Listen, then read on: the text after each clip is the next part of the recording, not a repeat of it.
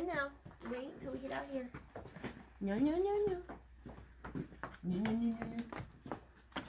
Come on, baby girl. She did her stretching. Neck crack.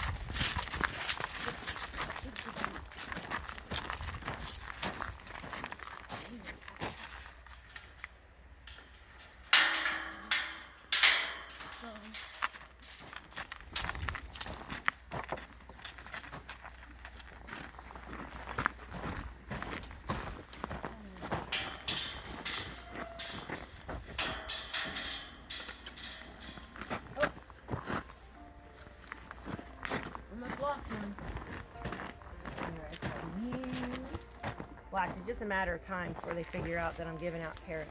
Oh, bite it. There you go. Look, uh-oh. Ah!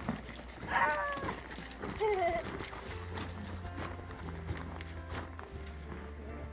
My fingers. Da, da, da, da, da, da, da, da.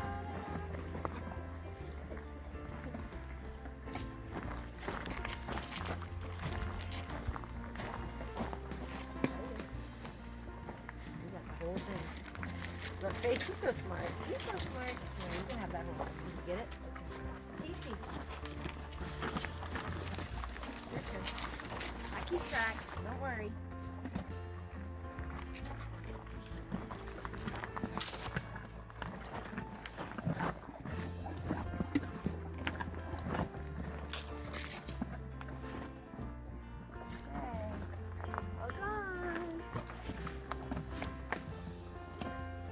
That's your early Thanksgiving treat. Yeah.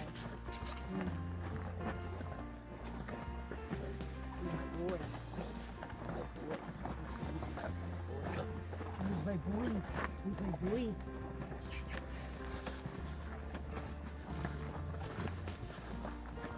You can hear him all crunching. Go, go, go.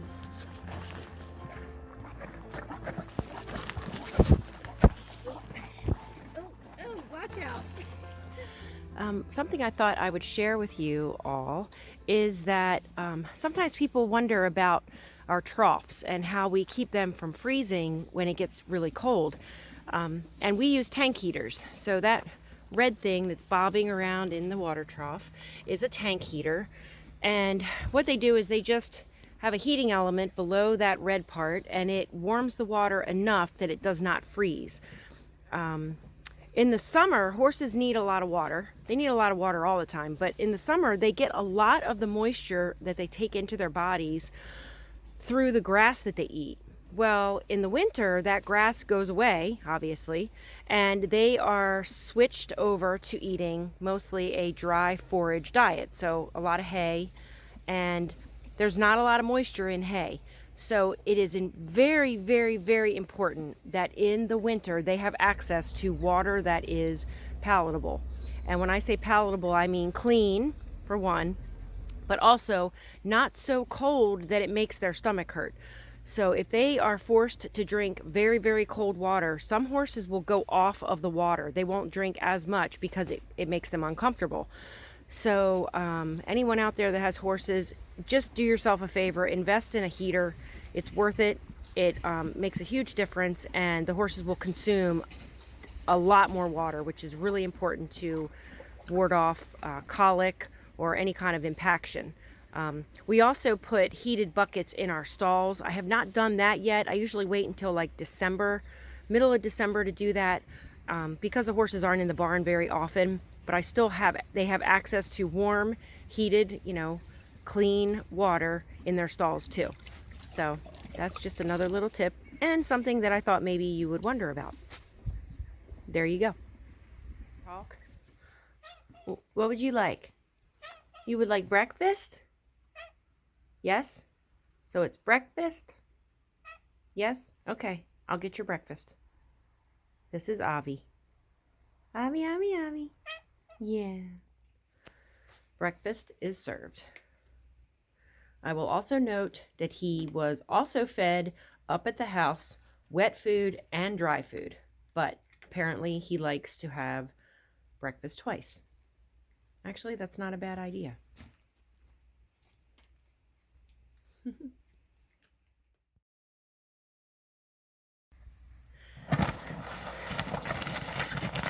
Hey Mark, what are you doing? Well, the muck tub, which can be used for all kinds of stuff to put our manure in, and then it's great to be able to drag it around, and then we dump it into our little containment area. And then sometimes people ask, what do we do with it then? Then what happens?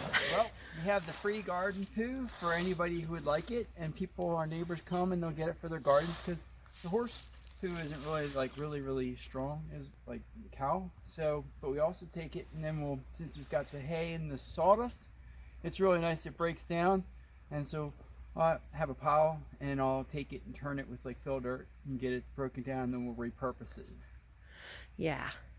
Makes it really good soil. Lots of nice worms in it. Oh man, that is true. I used some of our horse poo that had been composted on our garden, and when I dumped the container into my little container garden, it was completely full of worms, and I was like, yeah buddy. So that's what we do with our poo. You do have to have a type of machine like a skid loader or something with the bucket in order to come in and scoop it up to go dump it, of course. Yeah. That's where like some people, manure spreaders are nice, because then they can just fill the spreader and go, spread it on a specific area at certain times of the year and stuff. But we do have neighbors that come and literally with a shovel will shovel out a large portion of this by hand, and they always say, oh no, it's fine. This is how I get my exercise. But a good point, you brought up a good point about the spreading. We used to do that. We have a really nice manure spreader that actually we're going to be selling, because we don't do that anymore. We choose to compost our manure instead of spreading it. But it's important to know, if you're going to spread your manure, that you don't spread it on pasture that you have your horses on. You need to rotate it. So if you're going to spread your manure, you need to either spread it in an area where your horses will not be, or they're going maybe on a field that's getting a break, because sometimes there are parasites in the manure, and you're just going to be basically proliferating. Is that even a word? I'll figure out what that word is. You're going to be making it where your horses could be ingesting more parasites than you want. So it's good to rotate your pasture, and if you're going to spread your manure, spread it on the pasture that is in rest. So that's just a little tip. And the good thing is we keep our horses out for the most part, so they're not in a stall, so we don't really generate. We used to generate a lot more, because they would come in for a lot of feedings, morning feedings, evening feedings, and stay in for a little bit. But we don't do that as much now, so that's also minimized our stuff here. So most of the manure is in the fields, which we'll harrow with these big rakes. And then there's also two different types of manure spreaders. There's a PTO driven, which you need like a tractor or something to run the PTO, which then spins almost like an axle that gets it to go flying out. And then there's also a ground driven, where you'll just have a little cart, and then the wheels from that cause it to spin the little chucking thing. So there's different types of manure spreaders depending on what your needs are. There you have it. Cool. Thank you. Manure 101. There you go. Manure 101. What do you got going on there? I have an invisible lead rope, I think. Invisible?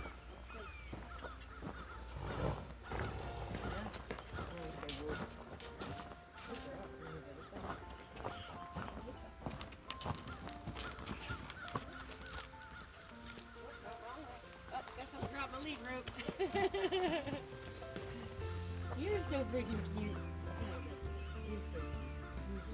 Where's Mark? I just follow.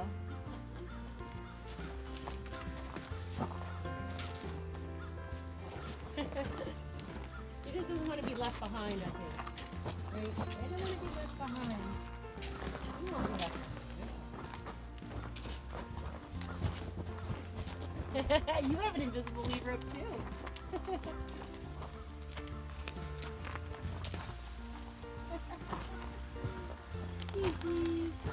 Oh, dude. I know, you guys are so smart.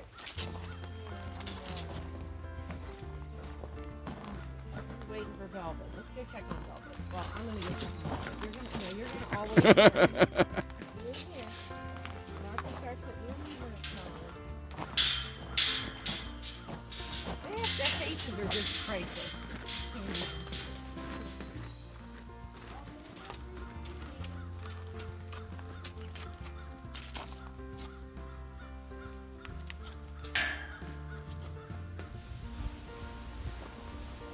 good that the wind's blowing that way.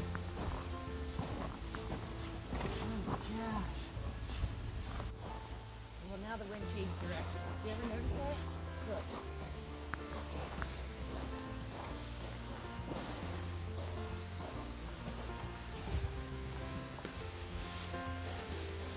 You know, like if somebody could come up with some kind of a system, like maybe we could like wrap them in like some kind of cellophane. Well, I could always put a rain sheet on it. Oh, it's coming your way.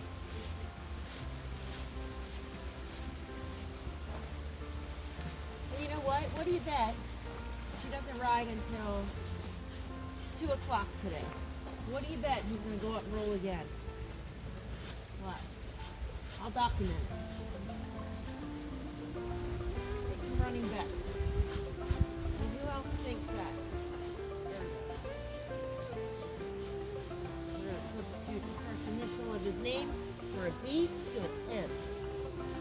It's going to be Muddy instead of Buddy. Yeah, I think he just enjoys being brushed.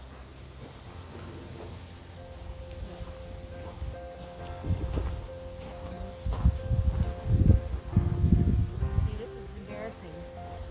Mark's videotaping how disgusting you are. You don't take care of this, do you?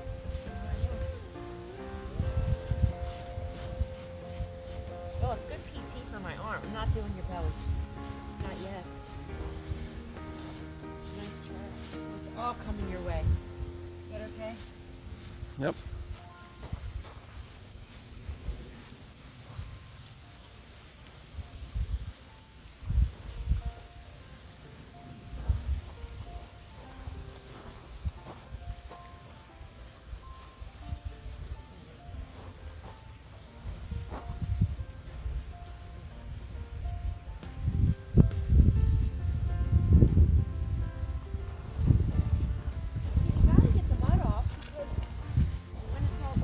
Down like this, they can't get warm. So like they need to be able to fluff. They can't leave them muddy. So brush your horses, people. The horses are muddy. Brush them. Or cheat and throw a rain sheet on them. That'll brush them. I have to start doing that. Putting a rain sheet on you.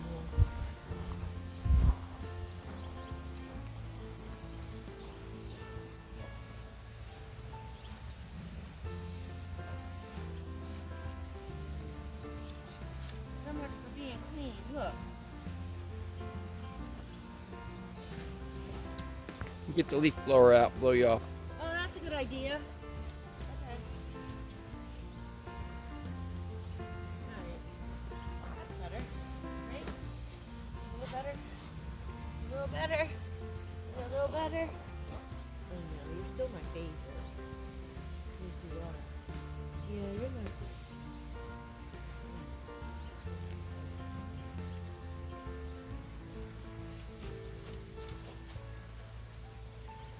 Dirty horse, happy horse.